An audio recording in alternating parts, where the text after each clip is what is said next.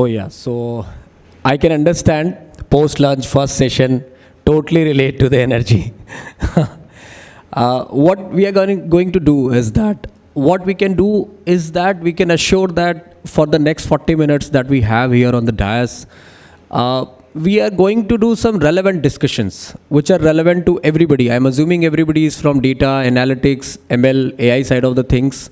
So we will try to make sure that we are not doing generic discussions. We are not throwing buzzwords around. And we will stick to use cases, real-time use cases, and we will try to answer specifically to the problem areas that each of us can relate to, right? So yeah, of course, I was thinking that we will first start with the introduction, but that was quite a lot of introduction already. So we will not go for that. So what we are going to do today is that we have 3 segments in today's discussion.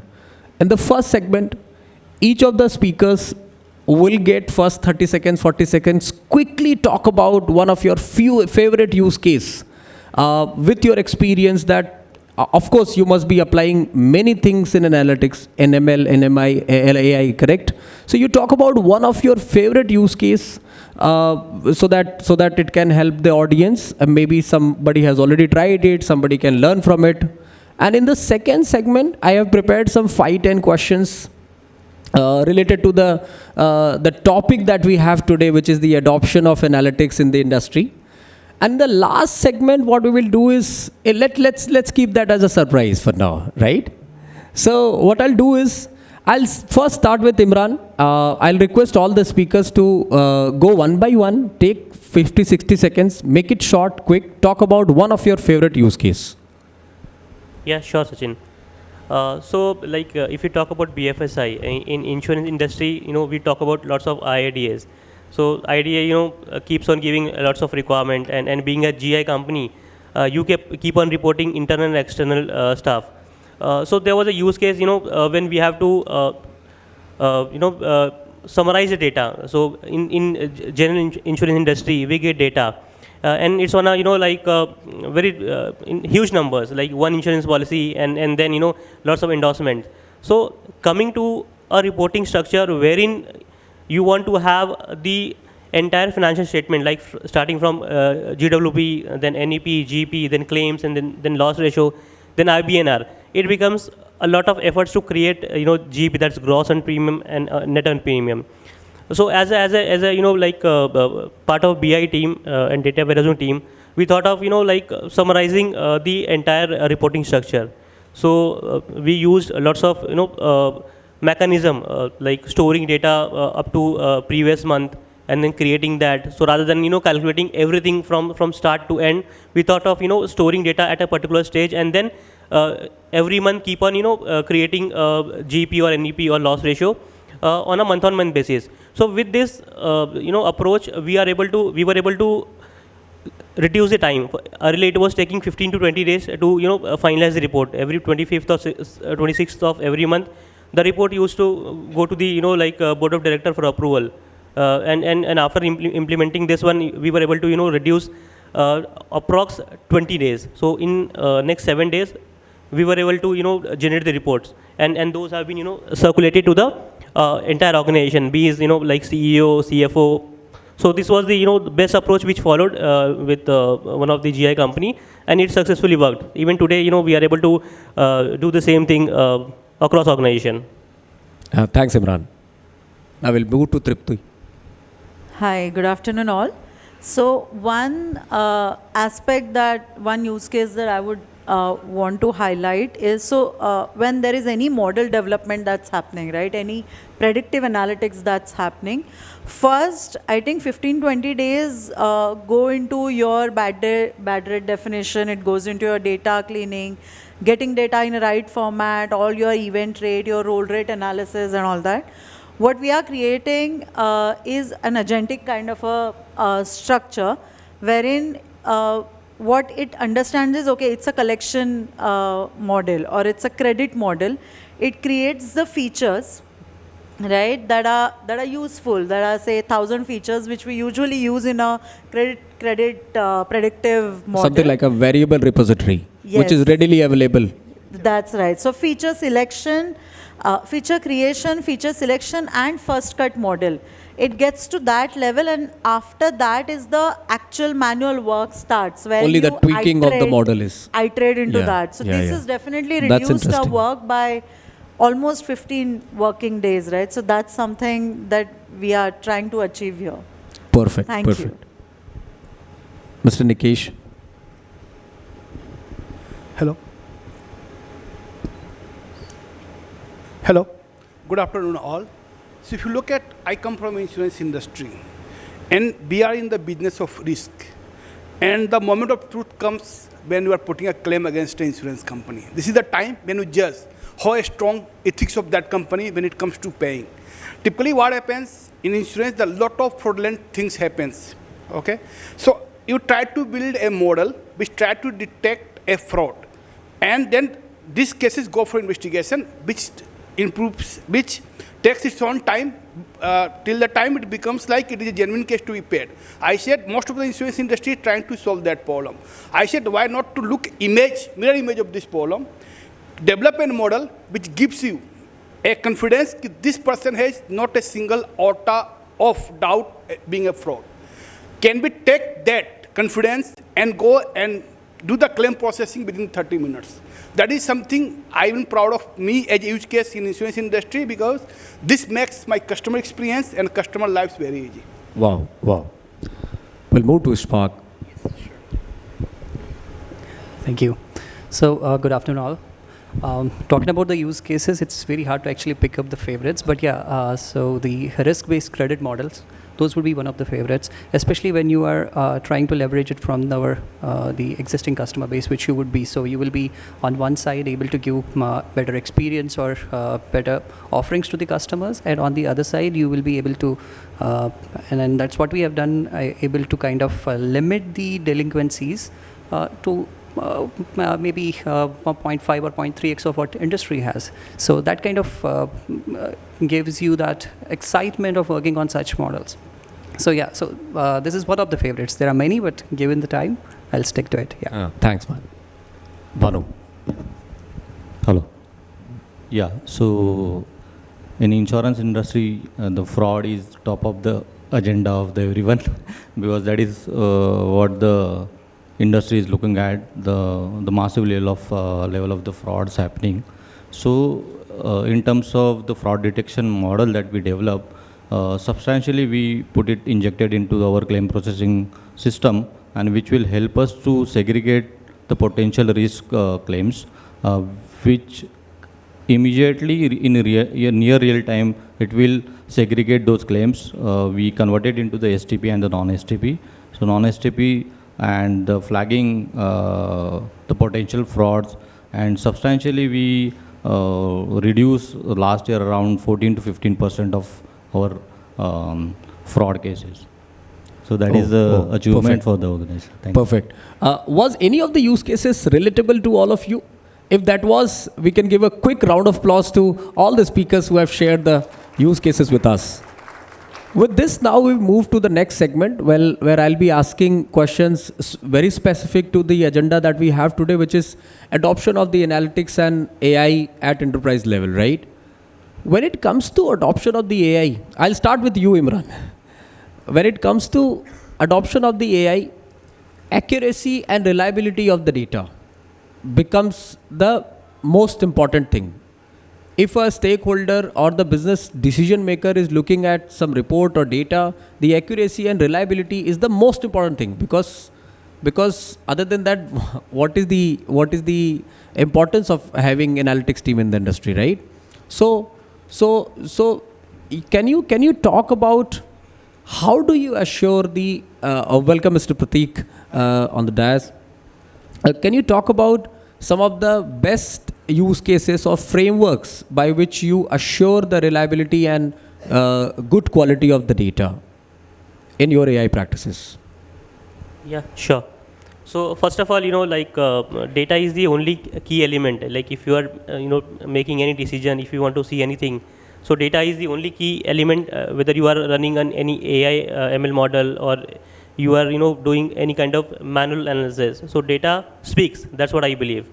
So like to conclude, to a good decision making, you need a data, and to enhance the data, there are lots of stuff. For example, you have to define by what way you want to bring your data to a central stage. So in that case, you can use various frameworks. You can clean your data. First of all, you have to define your goal. What exactly you want to achieve at the end of the entire life cycle. So you can use tools like Click Talent, Alteration. There are so many tools. Because if you go with the manual approach, you can do that. That's for sure. But the time which will take to have a manual approach may be way higher than the automation. So now we are talking about lots of like AI, Gen AI, some tools who are easily available in the market to give you right insight. So that's where it becomes very easy for all of us to cope up with those tools or framework or technologies to understand and cleanse data. For example, if you are using Python plus PySpark, you can like clean your data. You can like let your data speak, and there are a number of stuff. Like if you want to define some flow, some parameters, and it will be very helpful. Like when we talk about the data and the reliability or accuracy of it. So according to Gartner, businesses losses $12.9 million dollar every year with poor quality of data. So that's pretty huge. So that's where data becomes very important for every organization, for decision making or anything. If you are at a customer centric level, so you need accurate data. And if you are at a within the organization, you also need to have such things. So that's where you can use like in-house tools or some kind of automation, or you can use other framework which are readily available in the market. Mr. Ishfaq, would you like to add something to that? On the accuracy yes. and reliability of the data? Yes, definitely. I think the challenge lies in the data quality as such at the end of the day. So you will have data coming from multiple sources. It might be in silos. So the challenge would be to kind of integrate that data without losing the quality, right? So data validation, data cleaning, and then if I go to the actual real problem, it is with respect to the data integration at the format level, right? So you need to ensure that you have schema enforcements in place, and your data is flowing in the direct pipe. The pipelines are very clear and streamlined. That is one. Then second way in which you can ensure the data quality and its consistency would be to ensure the validation checks are there, right? Whatever data flows in, unless and until you are sure about the consistency of the data, you are sure about the quality of the data, it should not be going into your DBMS or whatever would be the format in which you are consuming it. So those would be the key areas which one should anyway target in order to ensure that the data which is at the hand, which anyway will be the soul of whatever model or framework you will be putting on top of that, you are ensuring the consistency and quality of that. Thanks, Ishfaq.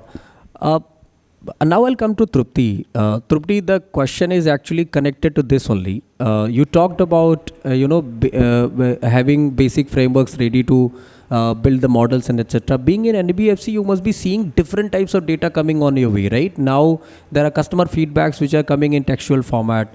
There are some data of digital footprint that is coming from your digital apps that you have in this. Then other data that is coming from credit bureau. You have different bureaus from which data is coming up, right? The huge volume of data coming from different sources. Not only there are different sources, but also the type of data that you're dealing with is different, right? Can you give us some tips and tricks or anything that is coming in your best practices in terms of cleaning and transforming the data? Right. So as you exactly said, right, we have data coming from digital footprints. There are campaign responses that we are consolidating from the customer side. Then there is bureau data, there is partner channel data, there is application data that's coming. So there are different sources from where the data is coming for analytics consumption. I think the biggest challenge in this entire framework is data inconsistencies, right? Suppose I'm trying to develop a a business prediction model, and my date format itself is not aligned, right? And so this is then the conclusion that the model output that I'm trying to get out of this, it's going to be erroneous. So first and foremost, first thing is the formats in which data is coming. We have to take care of the inconsistencies first. Having said that, the second problem that we get, especially when you are looking at the digital footprints, is missing values, right? Every different aspect will have missing values. If I'm looking at bureau, NTC customers don't have any data in the bureau, right? Handling missing values is a very important aspect. And then in that also there is a nuance of which attribute you are feeling, right? So treatment of missing values can again be different. You can fill it with median, you can fill it with mode, you can just fill it with a value of 0, right, as a null. So that's another thing. Since you mentioned there is a data coming from multiple aspects, obviously a data scientist can just do a Cartesian product, and then there are crores of rows that are created with duplicates, right? If the duplicates are not treated, we are definitely overestimating the risk. As in there's definitely a risk of overestimation of your results, right? So I think data inconsistencies, duplication, missing values, these are the first to go before you even start the model development. I think that's the area you have to tackle first. Correct. Mr. Bhanu, would you like to add, because you also are dealing with multiple types of models that you develop on day-to-day basis. Right. Is the cleaning and transformation is really a challenge at your organization also? And what are the tips and tricks that you would like to give to our audience today? Sure. So, firstly, I would like to start with the quote, which is a famous quote: "The data is oil, but to use it, we have to refine it," right? So, similarly, for the data, we have to refine and process for its true value, right? So, every organization have these challenges. So, basically, for the diverse systems, we get the multiple channel partners, OEMs, garages, health partner, hospitals, networks. So, a lot of data points that we get from the different systems. So, I would like to categorize these challenges into the 4 categories. One, for the data diversification, which we need to standardize and normalization, like my fellow colleague just mentioned about it. Second, scalability and the consistency. So, for the scalability and the consistency, we need to ensure the right kind of a technology, modern technology architecture we can use. So there are many partners that you can collaborate with, like Azure and IBM and any model that or any technology that you can hire. And another thing is the scalability to develop the AI and the latest ML models, which help us to give the right results. Okay. So again, these are the 3-4 parameters which we really need to work on. So once your data pipelines is ready, also the another thing I would like to add here is batch processing of the data in ETL format. So in the real time actually. So in the end of the day, we started our batch processing. So these are also the major challenges, because pulling all the data from the different sources, putting into the batches, and the time frame is very linear and very less to handle such a kind of a huge volume. So we have to ensure we can availability of our system, or you can use utilization of our system accordingly. So these are the challenges that we are facing, and we can use the latest architecture to come up with such a solutions. Thanks, Bhanu. That was quite elaborative. Now I'll come to Prateek. As a CTO, you might be seeing a lot of business intelligence tool, not only in your organization, but you must be talking to a lot of partners also, right? Not only in terms of the use case basis, but also in terms of infra, also in terms of cost. Being a CTO, you know all aspects of this business, right? So I would want to know that what sort of framework that one should go with. I'm talking about an enterprise company. What sort of framework that one should go with to convert. We have already talked about data cleaning, transformation already, right? How do we convert the data into story, then story to insights, and then insights to actionables? Yeah, so very well articulated one point that as a tech head, that's one very big challenge and rather a tussle which I always find myself in between, that is the business and the analyst team, right? Where the business wants like a room to be built in a single day, whereas the analyst needs 100 days. And I am having a budget tight from my CFO in terms of like what I can do and what I can't do. But yes, if you talk about the adoption, right, of data analytics in any organization, which is very important also, the key aspect is you need to give the right data set to the analytics team, which can help them in making a right decisioning, right? Now, we can talk about various newer techs, like there's Gen AI, a lot of happening. There's a lot of talk about synthetic data creation, automated scenario creation, and thereby creating the decision trees on its automatic way. Now, when we read about, when we start implementing, it looks very nice and it actually solves a lot of things. But definitely a cost comes into the picture. Recently, we have tried our hands with Spark. I guess they are here also. So, but yes, I found that platform is very good in terms of storage, in terms of how you bring in your algorithms, especially, see, these algorithms primarily are written in Python, right? You use libraries like Pandas, you use libraries like Scikit, which helps you, firstly, as what Trupti was saying, that you need to put the data into a structure which has clean data, right? It can't be like in a structure where a person just hit a loop of a Cartesian, right, and it creates multiple duplicates. So those kind of checks and balances comes through these libraries of Panda, right, wherein these algorithms help. The library helps firstly not to structure, but also gives you an algorithm to make sure like these kind of issues don't happen. The duplicates doesn't come in. The misses or the blanks where they are there in the data set, those can be auto-generated because backed by Gen AI, backed by AI algorithm, you can do that. And the best platforms, I can name it as Spark is one good platform where I do all my data storage and then I write the code in my middleware. There are other platforms also which can be used. Cost-wise, I felt like this is best if you talk to me. Thanks. It was quite comprehensive. It was quite comprehensive. I hope it was relevant to you guys are finding it relevant, right? Now I'll again come back to Trupti, right?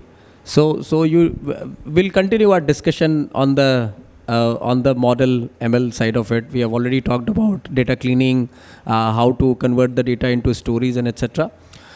When we talk about ML and AI, the scalability aspect of it is a challenge. It is still a challenge, not only in terms of deployment, but also in terms of acceptance from the people, right? So what are the best practices that you are applying as of now in order to drive the kind of scale that the organization is expecting as of now? Yeah, so I think as a data scientist, it's a classic fight that whenever you develop a model, make the end user actually use it. So that's a daily fight at a middle management level we always have to do. So there are a few aspects to it. I'll just maybe take some time and go point-wise. One is when you are developing a model, the first aspect that we cater to is business requirement, right?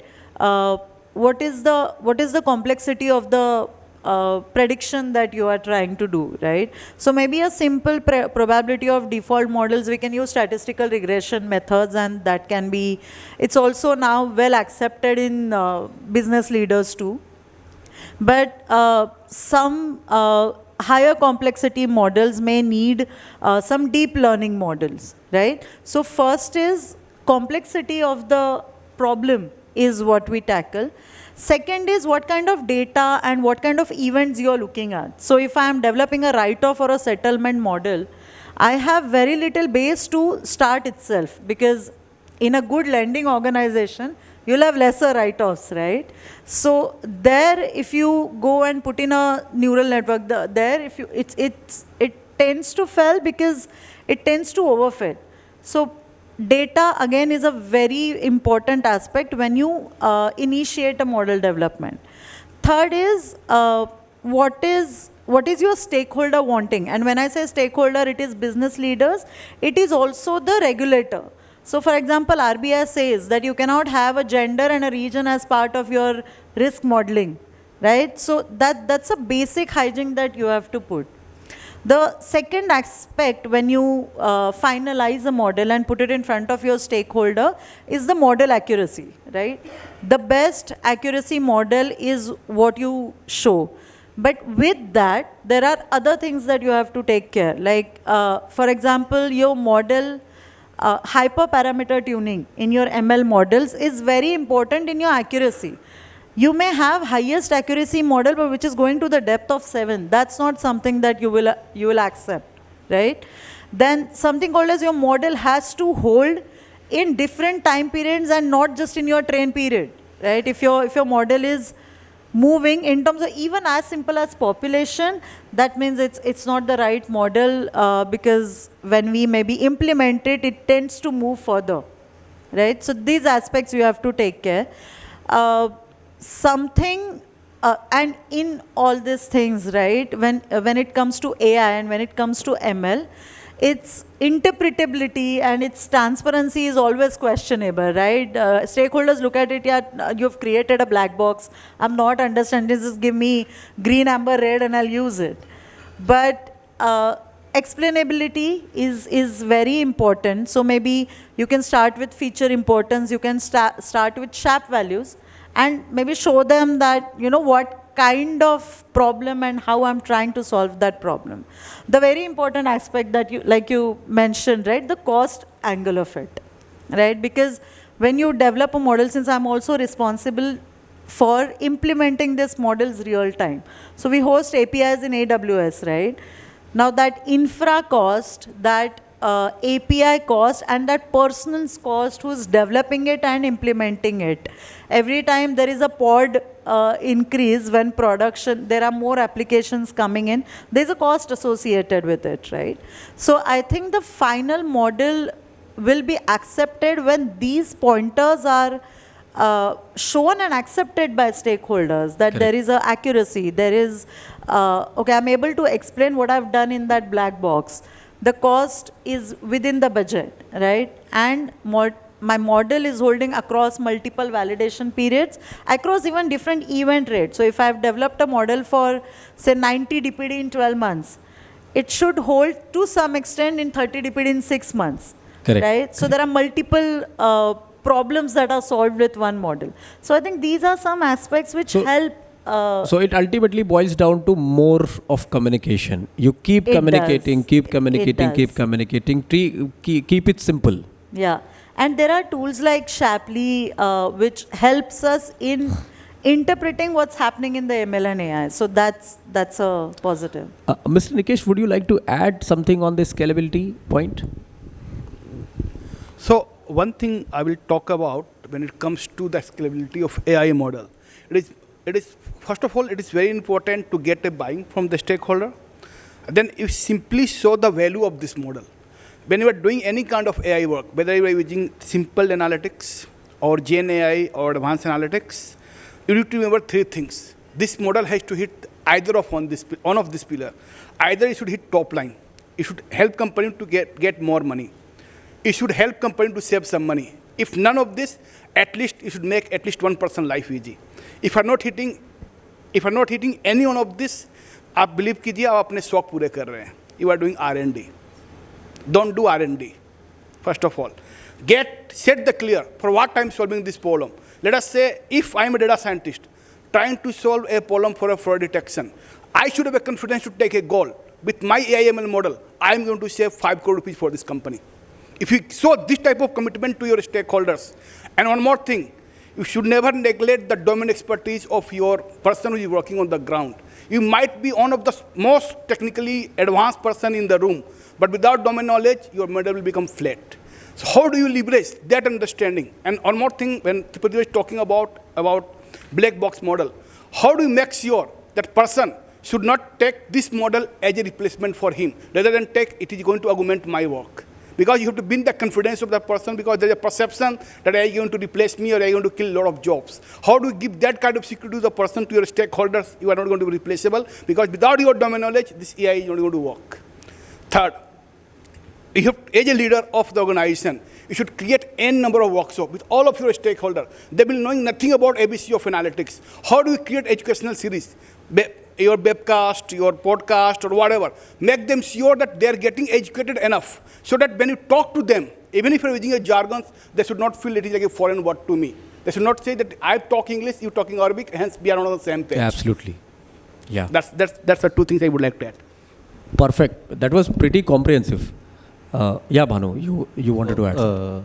I would like to add the point of any projects that we are running in any company. The first important thing is revenue or a cost saving, as Nikesh said. So 2x or 3x, that's the first question from the management. So like Nikesh said, we should have that confidence about whether we are generating some revenue for the organization or we are saving some good amount of money. And that is possible with the help of the domain experts. In general insurance, it's very technical aspects of the insurance. Each policy has a different aspects, very technical in terms of the insurance technicality I'm talking. So any kind of project that we need to start with, we have to collaborate with the respective team leaders to get it success. If you work on a silos, definitely it will not work, because there are many nuances that we as a technical person don't aware about it. So it's always better to work with the domain experts, which will help us to give the better result than what you are expecting. So that is what I just wanted to add. Correct. Thanks. So the key takeaway that I can take from this is that, okay, you wanted to add something. Yeah.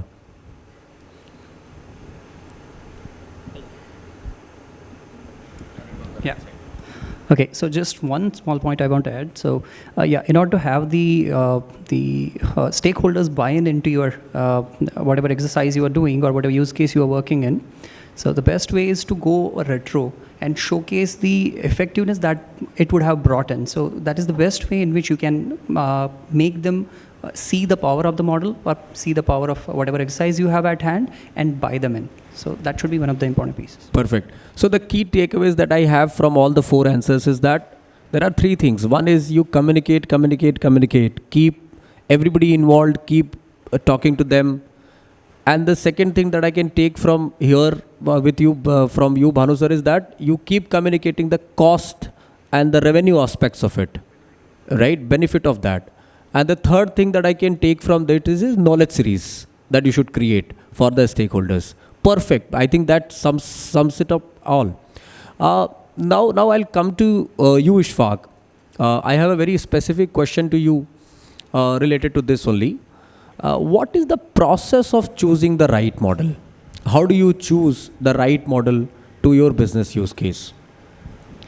Yeah. So it always starts with the defining the problem statement very clearly, right? So the clear the use case, the clear the objective that you are working towards will determine what would be the actual model you will be picking up at the end of it, right? Whether you're going for a classification exercise, whether it is a prediction, right, or is a forecasting, would kind of outline what kind of model or algorithm you're going to pick at the back of it. That is one. And as the fellow speakers have pointed out, you need to keep in mind the explainability part of it also depends on the level of acceptance from the stakeholders as well. So all these aspects you have to keep in mind to ensure that the problem statement is getting defined properly. You are picking up the algorithm which is in line with the problem statement or the objective at hand, and then accordingly the performance metrics, whatever would be the acceptable thresholds, that you will have to go. So at times you might have to go through multiple algorithms. For example, if we talk about classification, right? So you might have to try multiple algorithms, whether it is hierarchical KNN and K-means and all sorts of it. right? So, and it's evolving every day. So whatever piece gives you the accepted thresholds, either from the industry or specific to your particular organization, that would define what you will be picking up. So this is purely technical side, but you have to ensure that stakeholders buy in. So it depends upon the use case. You keep trying the best models, and wherever the best threshold is coming, you accept that. Right. On the dais, currently we have a CTO also on the in the panel. So I would like to take this opportunity. Very specific question to you, Mr. Prateek. One question I have is that let's consider that I am a medium-sized financial firm, and I have a budget of taking only 10 people in my team, in analytics team, right? So what is the combination of skill set that I should take? That is question number one. Question number two is what sort of infra I should keep in terms of three things. One is the coding language. Second is what is the cloud that I should go for, and third is what is the overall architecture, something like Azure, GCP, where I should go for. See, when you talk about the team, right? The team definitely has to comprise of statisticians, analytics people at first, right? So a maximum part of that team will be constituted by those people. Now, coming to on the tech side, right? Like one of the gentlemen was saying, like it depends, like how much 2x, 3x, how this thing the tech person understands that. If we have an adequate amount of resources and people and intelligence in terms of human intelligence in strats team, they will be able to make even a single tech guy understand like this is what my need is, right? Now the tech guy has to definitely, a single tech guy will have to be backed by a strong CTO, right? And it's tech arc and everybody. But what happens is his job will not be a daily job. The analytics team's job is a daily job. If we talk about that whole team that we are creating. So if I have to create a team, I will definitely keep a very minimal size of my tech team, because I know after my part being solved for these guys, building the infrastructure, building the data pipelines, making sure the data cleaning, clustering, and the whole charting and analytics and everything is sorted, right? The guys are done, right? They will move to another project, and it is now these people who will be now using this whole thing, the whole platform, to build money for the company, right? End of the day, everything counts to the dollar value, right? So coming to the second part, what talk about, so this is the mainly constitute the technologies. Definitely, if you talk about the coding language, Python is the language which we all agree, right? Supports with in terms of libraries. Like if you talk about libraries for cleaning of the data, it has that. If you talk about libraries for structuring the data, it has those, right? We talk about different kind of techniques in data analytics like regression, forest, all those things. Now supporting of those are the algorithm and the platform which are there in the Python. So Python becomes your key language. Storage and communication and everything goes on Snowflakes, right? It can be hosted on GCP, it can be hosted on their platform, it can be hosted on Azure also, I guess, AWS also. That is up to the company's declaration. Budget or relationship. Where the CTO whichever big cloud player they have a relationship, right? Right, but these two things, right, if I talk about, hold very important, not because Snowflakes are here, right? But I use that. So that's why my experiences are. Definitely there are other platforms which other corporates would be using, and they would be also good, but I have seen this working well, right? I'll just take 2 minutes. We built a very simple recently, a predictive search thing, right? Which we all hear, right? In e-commerce, like we give like what we give suggestion, the automated suggestion if somebody wants to choose an item, and it goes on basis like, okay, the person, in past somebody bought this, also bought that. Now this is just one line. Now when a tech guy has to build that thing, it takes a lot of data. It takes the data of what kind of different searches the existing platform has stored, what kind of different browser histories you have of the users, what kind of data of previous, what you call the age group, geographies, and purchase history linked, what it has.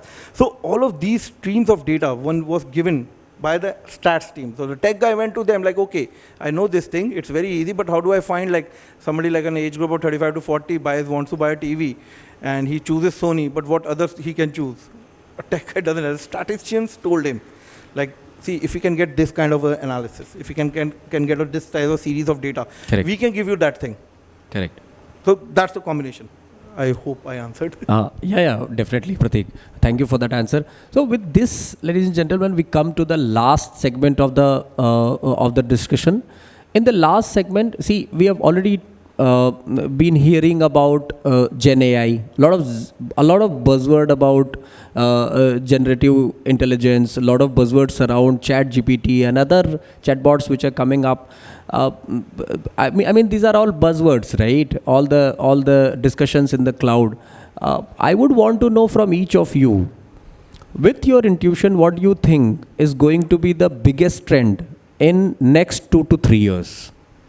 I'll take the jab first. So let me tell you guys, so Gen AI is not a buzzword. Believe me, it's a technology which works, right? We all would have seen the power of Gemini. We have all seen the power of ChatGPT. It works, right? And the way it works is it actually helps you, gives you information for which you were earlier Googling, going in your textbooks, searching, going in journals. It searches that for you, right? And as Mr. Srivastava said, like, it is a threat that people see, like it can take the jobs, right? But it isn't. Understand somebody who has to study a 1,000 page of PDF and then has to find out just 2 answers to 2 or 3 questions. It used to take 8 hours of his day. With Gen AI, you can do it within minutes, right? You can configure that in a way that PDF can be broken into different vectors. The vectors are stored. Based on that, a decisioning can come out based on the query you have asked. So it doesn't takes the job, it brings in more efficiency. It actually creates job, which I see as a tech guy, because more people can be hired to actually build these kind of things. So Gen AI in terms of data analytics definitely helps in what initially I said was creating of synthetic data. Especially at times we hit the scenarios where we don't have data, or we don't have a complete data stream, right? We will have a data, but there will be certain columns which are still empty. Using Gen AI, you can actually create that whole data stream, feed it to the model, get the decisioning, or actually start building a decision trees, as my stats trees tells me, and it actually enables them a lot. So it works. That's. So what you're saying is that even for the next 2-3 years also, Gen AI is going to be the biggest trend. 10 years. Yeah, thanks. So I would like to talk about one thing. When I'm talking about AI, ML, or Gen AI, or our legacy system. So unless all this technology works in the sync to make a decision as good as the human beings. And if you look at next 6 months, it is not about Gen AI, it is not about AI/ML, it is about agent and agentic AI. Like, how do we create an agent which can really take a task from me, take a goal from me, convert into the small task, execute that task, and give me that things which I'm looking for. And hence, the next future is going to be something called agentic flywheel, which is the combinations of your legacy system on which you are operating as on today. Then your Gen AI, which are going to convert lot of intelligence from images, voice, text. Then AI/ML, which are going to take this data, building a decision power system, and then an agent who combine all these things together and make a decision and take an accountability. And being very transparent. That's why I'm taking this decision. If something goes wrong, as a humans, we correct ourselves. That agent has a power to correct himself and take better decision next time. So this is going to be the new buzzword, and this is going to be where the whole thing will come. When we're talking about what is ROI of Gen AI and AI/ML, this agent will define what is ROI of your genetic kind of money which you have spent on your infrastructure for a Gen AI or an AI/ML. That is going to be the new buzzword. Thanks, Nikesh. I think I'll expect other speakers also to talk about the upcoming trends in AI. Yeah, so I'll keep it simple. So what I think is Gen AI and all these new technologies, they are creating a wrapper which is going to enable, or I would put it as, which is going to democratize the use of analytics and AI. As of now, you require a professional with all the technical knowledge to kind of handle it. But with Gen AI and all these technologies, a non-technical user will also be able to interact with the systems, which would be wrapped inside these methodologies. So that is going to be the game changer. Just one more thing, maybe with advancements in the technology, right? And there is so much adoption of AI now that we are saying thanks to ChatGPT. I think the trend that is required, I don't know if that is coming, but that is required, is explainable AI, right? what XAI does is it just breaks your AI model into something that a layman, which is your stakeholder, who is a non-technical person, can understand. So XAI is something that we should be coming, and it's very much required with the usage. Oh, perfect, Trupti. I mean, this is such an interesting conversation. I can go on and on and on, but time is ticking up. I think we are already above the time.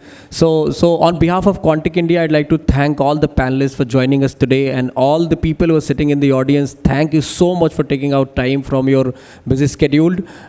Can you all give a big round of applause to all the panelists, all the panelists? Yeah. Thank you, everyone.